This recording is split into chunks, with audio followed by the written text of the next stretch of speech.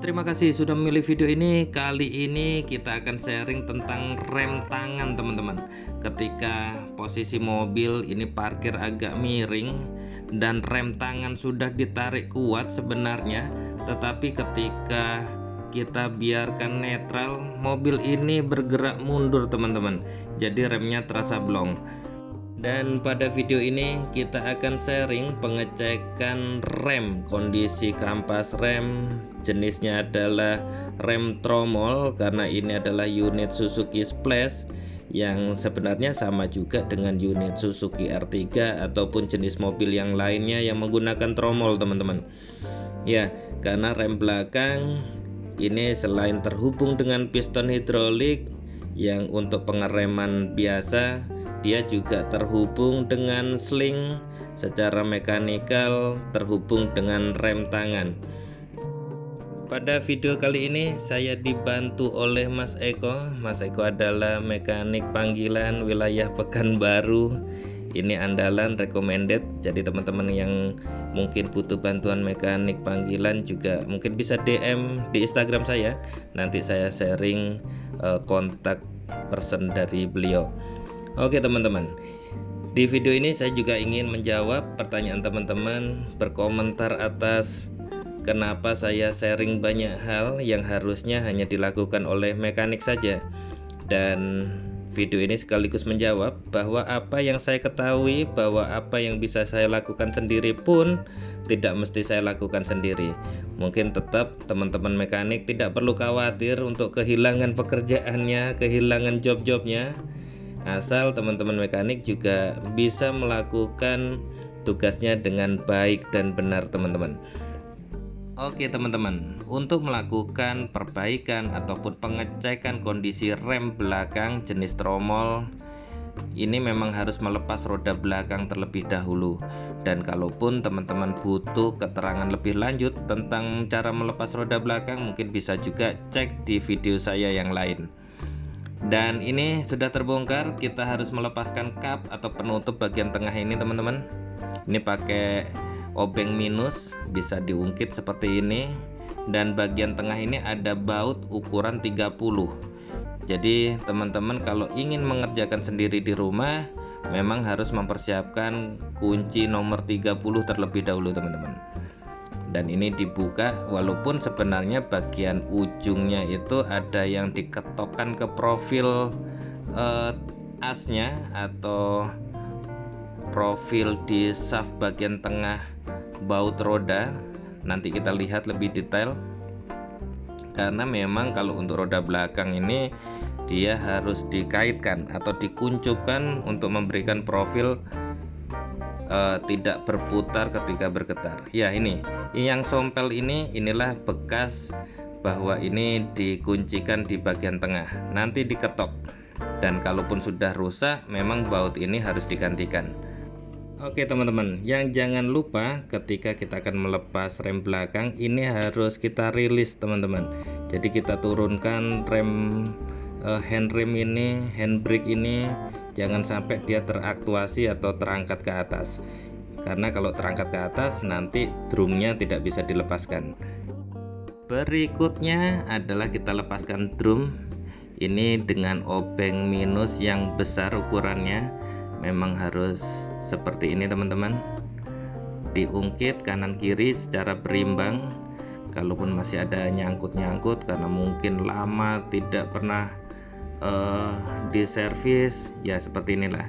Yang penting teman-teman lakukan secara berimbang, kanan kiri atas bawah. Dan jangan lupa handbrake sudah rilis teman-teman. Oke, ini drum sudah lepas. Kondisi drum ini ternyata udah seperti ini teman-teman. Mungkin bekas dulu ada telat ganti kampas rem, jadi udah besi beradu besi, hasilnya seperti ini. Ada baret tapi masih bisa digunakan. Oke, selanjutnya ini kita bersihkan aja. Ternyata memang hitam sekali, dan ketika kita semprotkan dengan cleaner ini langsung luruh, langsung lepas. Yang saya gunakan ini adalah sebenarnya karburator cleaner teman-teman, tapi bisa diaplikasikan juga untuk membersihkan di dalam drum rem ini. Ya, hasil debu gesekan antara kampas rem dan drum dengan rem jenis drum ini memang tidak bisa langsung terlepas.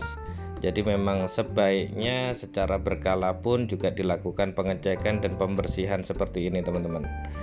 Oke, ini bagian drum juga kita bersihkan, kita semprot untuk memastikan apakah juga nanti ada hal-hal yang harus kita ganti atau tidak. Tapi kalau cuman baret-baret seperti tadi, ya itu masih bisa tolerable, masih bisa kita gunakan. Ketika sudah bersih seperti ini, part-partnya jadi lebih terlihat. Dan ini kampas remnya ternyata masih tebal, jadi tidak perlu kita lakukan penggantian kampas rem walaupun indikasi awalnya adalah rem blong. Yang perlu kita lakukan adalah adjustmentnya saja pada kasus ini teman-teman.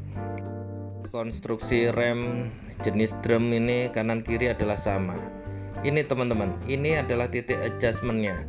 Jadi harus menggunakan tang roller adjuster ini kita putar ke atas. Ini adalah untuk membenggangkan jarak antar kampas rem. Jadi kampas remnya lebih benggang dan dia akan lebih dekat dengan drum yang ini.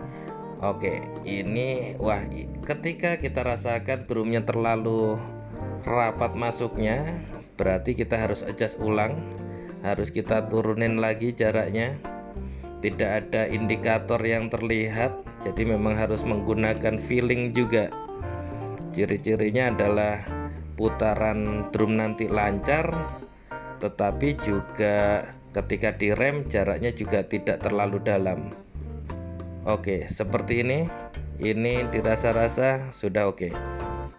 Serupa dengan yang kiri tadi, ini yang bagian kanan juga harus kita lakukan adjustment teman-teman, agar titik pengeremannya berimbang. Adjusternya titiknya sama di sini, kita putarkan dengan menggunakan bantuan tang.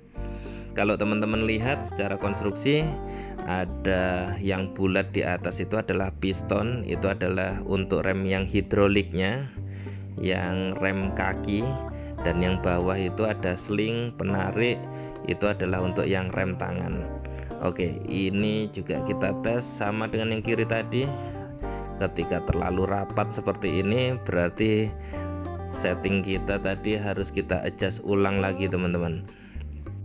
Ya, adjustment pada titik adjuster yang tadi itu akan langsung berpengaruh pada rem tangan juga rem kaki, karena memang ini adalah jarak spasi antara kampas rem dan drum titik pengeremannya. Ya, ini kita adjust ulang teman-teman. Yang penting sekali lagi, dia dengan drum kampas rem ini tipis-tipis saja, tidak terlalu jauh tapi juga tidak bergesekan secara langsung di awal juga. Oke, ini kita tes lagi. Ya, lancar. Oke, ini putarannya juga sudah oke. Kita tes ke dalam kabin, kita tarik dulu ini untuk memastikan teman-teman. Nah, ini sudah tidak selonggar awal, sudah terasa lebih padat. Ada kreknya, rata-rata adalah 5 kali klik untuk mengunci padat. Ya, ini sudah oke. Kita pastikan ini sudah padat. Oke teman-teman, berarti adjustmentnya sudah cukup, dan kita teruskan lagi untuk mengembalikan posisi semula. Kita tes putarannya lancar tanpa pengereman, tapi ketika direm langsung sat-set teman-teman. Oke, ini baut yang tadi masih bisa digunakan ulang karena titik pengunci toknya masih ada yang bisa digunakan. Sekali lagi, teman-teman harus menyiapkan kunci ukuran 30 jenis sok seperti ini. Ini tanpa melepas baut ini kita tidak bisa mengecek kondisi rem. Ya, di sini teman-teman ada profilnya yang harus kita ketok pakai obeng minus untuk memastikan bahwa bautnya tidak bergerak ketika mobil kita bergerak. Kita kembalikan juga kapnya ini, jangan sampai hilang karena bisa membuat karat di bearing. Ya teman-teman, secara pekerjaan termasuk low medium, yang artinya bisa teman-teman lakukan sendiri di rumah apabila sudah melihat video ini dan juga peralatan teman-teman lengkap. Oke teman-teman, yang perlu kita pastikan adalah mengecek ulang. Harusnya rem tangan ini idealnya ada 5 klik seperti ini teman-teman.